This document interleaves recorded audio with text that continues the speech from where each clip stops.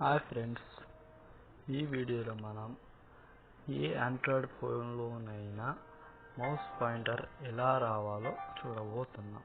ముందుగా సెట్టింగ్స్లోకి వెళ్ళిన తర్వాత స్క్రోల్ డౌన్ చేస్తే మనకి ఇక్కడ అబౌట్ ఫోన్ అనేది కనిపిస్తుంది ఆప్షన్.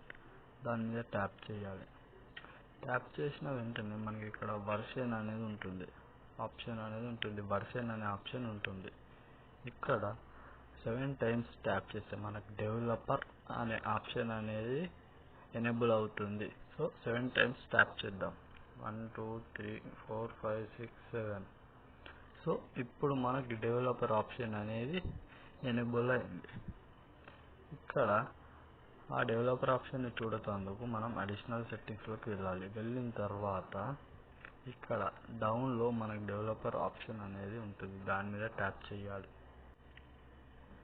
ట్యాప్ చేసిన వెంటనే స్క్రోల్ డౌన్ చేస్తే మనకి ఇక్కడ చాలా డిఫరెంట్ ఆప్షన్స్ అనేవి కనిపిస్తాయి. సో ఇక్కడ మనం ఇన్పుట్లో ఆ ఫస్ట్ ఆప్షన్ షో టచెస్ అని ఉంటుంది. దాని మీద ట్యాప్ చేయాలి, అప్పుడు అది ఎనేబుల్ అవుతుంది. సో ఇప్పుడు నేను నా ఫోన్లో ఎక్కడ ట్యాప్ చేసినా కూడా నేను ట్యాప్ చేసిన ప్రతి చోట సర్కిల్లో మౌస్ పాయింటర్ లాగా కనిపిస్తుంది. సో ఫ్రెండ్స్, అలా మనం మౌస్ పాయింటర్ని ఎనేబుల్ చేసుకోవచ్చు. అలా మనం ట్యాప్ చేసిన ప్రతి చోట సర్కిల్ లాగా కనిపిస్తుంది. సో ఫ్రెండ్స్, అలాగే మీకు కనుక ఈ వీడియో నచ్చినట్టయితే లైక్ చేసి మీ ఫ్రెండ్స్తో షేర్ చేయండి.